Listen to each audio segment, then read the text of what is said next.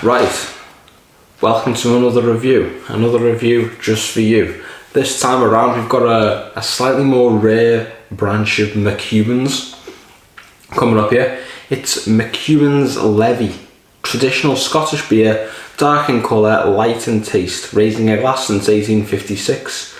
It's McEwan's Levy, 3.2%. Now, I'm not sure if it's Levy or Levy or even Levi, because levy is like a type of tax, isn't it? And I've checked on the internet, it doesn't really tell me fuck all. Levy is a type of tax, but it's also spelled L-E-V-Y as in Levy. So it could be like a person called Levy, like, you know, like, I don't know, that guy who is the chairman of Tottenham, you know, like Daniel Levy. Maybe it's named after him, I don't know. If you want to let me know in the comments section what this is all about, whether this is a form of tax or whether this is a Tottenham Hotspur chairman, I don't know. I really don't. So, you know, this is on you. Okay, if you don't mind. But yeah, it would be interesting if if the government of Scotland actually taxed people. They said, like, you better basically pay for this 3.2% traditional Scottish beer, because if you don't, McEwan's will go tits up. Even though they've already got a couple of others like Champion and Export, which are already doing very well, you've got to pay for it because of this. Let's have a look at the back. Maybe that might tell us a few things that we don't know already. Maybe it'll solve the mystery as to whether it's got fuck all to do with a Tottenham chairman or whether it's got fuck all to do with a tax. Here we go. During the 19th century, the government introduced the shilling system, which was a duty levied on barrels of beer. It is something to do with taxes. Dependent on strength, the stronger the beer, the greater the levy. In other words, the more you get taxed on it, the more likely you are to get fucking twatted on something very quickly, the more tax you'll have to pay on it. It's basically a get twatted tax. That's what levy is, obviously. So yeah, this beer is not named after a fucking Tottenham chairman. It's not named after a pair of jeans. It's not the real name of that pro wrestler Raven. It's named after see how much twatted you can get in half an hour tax. There we go, job done. Right, honouring this uniquely Scottish tradition, McEwan's Levy is an extremely drinkable Scottish beer that balances roast flavour notes and a residual sweetness with roasted coffee and hazelnut aromas. That's interesting. But I find it strange that the levy is more the higher the strength. This is only 3.2%, so the strength isn't all that good, is it? There mustn't have been much of a levy on this back in the day, back in 1856. Nonetheless, let's open it up. Once again, trademark McEwan's bottle top has a cavalier on it. Let's crack this fella open, have a look inside. Let's have a berry on this levy. Here we go. It is Levy, it's not Levy. So I've that mystery solved as well. And this is dark in colour. This is charcoal shit. Fucking fuel this, I tell you. You know, if you drink this, guarantee your fucking turds are gonna be like dark space. So yeah. Probably got like reapers and geth living in it. You know, two-fingered head. There is minor carbonation, but it's all centered around the bottom. So it really is carbonation moderation, and even that's kind of creepy, isn't it? It's like the bottom of the ocean. You know, like where you look at the bottom of the ocean, you see all them like weird fucking sea creatures. You know, like that ugly bastard fucking fish. You know, like it's got like sort of really fucked up underbite, loads of bottom teeth that are dead sharp, and it's got a fucking light bulb dangling off its head, like it's the world's ugliest Teletubby. Yeah, I mean, that's what it reminds me of. You know, there's not much going on, it's just pure darkness, but at the very bottom there's some activity, and it's very strange rising activity as well. Like it rises and it just vanishes into darkness. So yeah, that's how I describe this. So yeah, I mean, this is a 4K camera, so you should be able to see very well. Look at that, all that little activity on the bottom there. It's creepy, isn't it? It's like Mariana's Trench. Who knows what's down there? Other than bubbles. Nonetheless, we know what it looks like. Let's have a sniff. The header's nice beige colour as well, which you'd expect for something this dark. I mean, if it had a fucking pearly white head, it'd be a bit weird, wouldn't it? It'd be too much of a contrast. So yeah, there we go. I'm getting a nutty smell, definitely.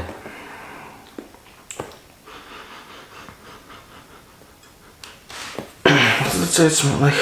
Hazelnut, roasted coffee, residual sweetness. I'm not getting the coffee just yet.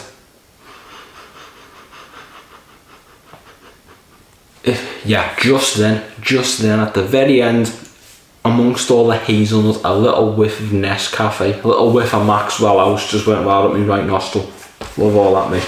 I don't even drink coffee, I just really like the smell of it. It's like cappuccino, love the fucking smell of that stuff. I tasted it once expecting great things and I was just like, nah, it's not for me, that. Never again. So yeah, the hazelnut and the coffee smells definitely there. The residual sweetness, not getting that though. So 2 out of 3 ain't bad, I suppose. Nonetheless,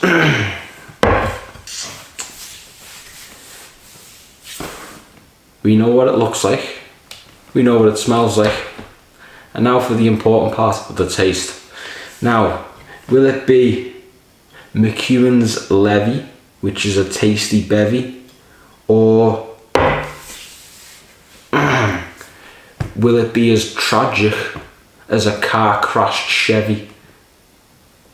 I've literally just improvised the poem just then, so you can't expect anything good out of it. That's the best I can come up with right now. I would have made a joke about Chevy Chase, but I don't really know much about him. All I know is that he was in National Lampoon or some shit. Never really been a big fan. More of a Leslie Nielsen kind of guy. Nonetheless, there's only one way to find out what this tastes like, and that is bottoms up and up your bottoms. Here we go. Cheers. Fuck.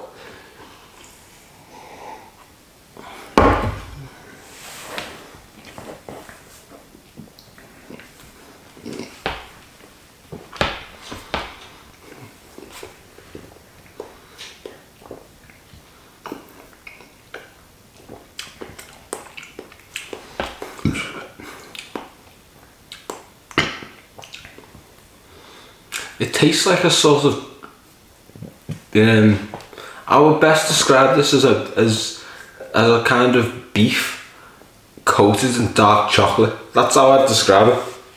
Mouth feels okay. I can feel it swirling around, doesn't feel too bad. The aftertaste was same.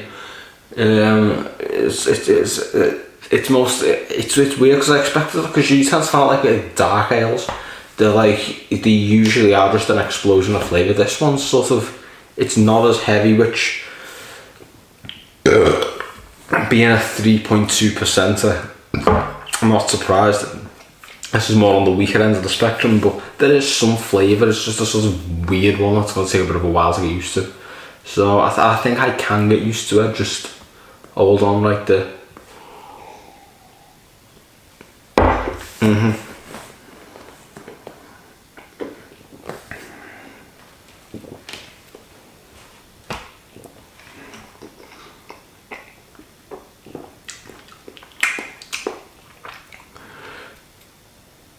Yeah, it's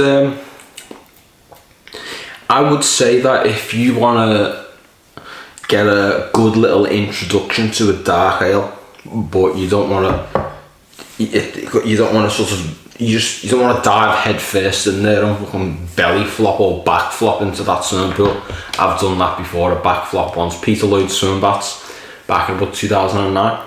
We were like taking the piss in there because we were both on the dole and we had nothing better to do, so we went for the swim. We got bored of swimming and going in the sauna, so we decided, let's do a back flop into the pool. And I did that and it felt like I'd been fucking stabbed.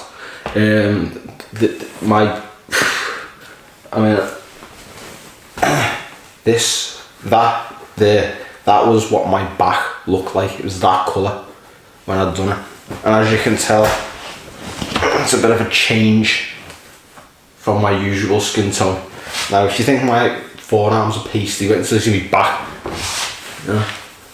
That's fucking invisible in a snowstorm, it's that white. So, it's just that it fucking hurt. And it left a mark. So, yeah, don't have a backflip into a swimming pool. But I digress. Yeah, if you want to just have a little bit of a dip your toe in the water as far as dark ale, this is good. This is entry level. The only problem is, it's very rare. I literally bought this in a classic ale pack from Sainsbury's, and I've never seen it anywhere else. The only place I could find it was there. This is very rare. You might have to go to Glasgow and inquire about it. It's not the most. It's not as widely distributed as Export and Champion by McEwan's. That's for sure. It's a bit more of a, you know, it's esoteric. But once you get it, it's okay. It's if you don't like pale, so you don't like dark ale too much, then it's not too bad. You know, it is alright. It's a good little entry level if you want to try it out for once, rather than like just dive in head first and be like, fuck, I'm gonna go for this one. No, it's alright. It is alright.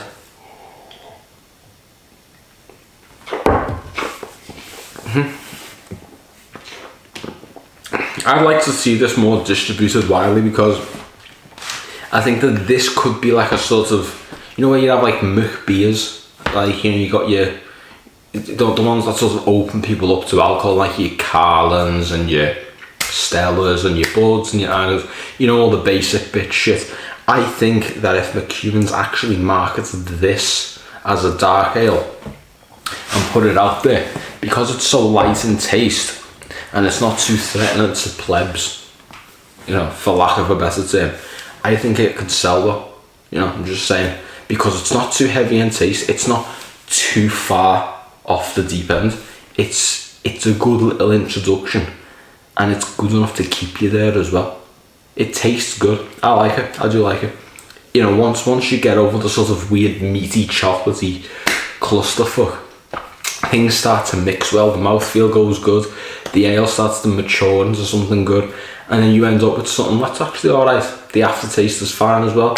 You know, there's nothing foul about it, which you often find in a dark ale. Yeah, I'd say this is pretty decent. I'd give this a 9, because it's there's potential in this, and the fact that I don't know about it, well, I didn't know about it until fairly recently, says a lot, because it's actually pretty good. It is genuinely good.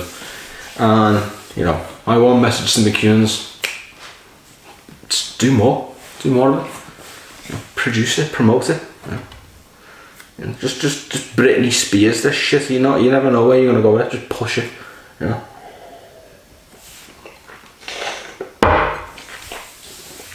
Nonetheless, that concludes a rather fun beer review today. Tonight. I actually got tonight and today muddled. How was that even possible? You know. Today. What the fuck's that? But yeah, that concludes the review for this evening. Got that down. Nailed it. And I hope you've enjoyed it as much as I have. And if you ever find yourself in a position of being able to try McEwan's Levy, give it a go. You know, if you're a hardened drinker of dark ale, might not be for you, might be a bit too weak. But if you've never tried it before and you want to try it and you want to sort of warm yourself into it, or at least just wet your palate, dip your toe in the water, get a bit of curiosity satisfied, this is the one for you. This really is it. I would give this a 9 out of 10. Nonetheless, yeah, it's been fun, and there'll be more reviews coming very soon. Hopefully sooner rather than later, because I'm a lazy cunt, what can I say? But yeah, nonetheless, hope you've enjoyed this. Signing out, take care.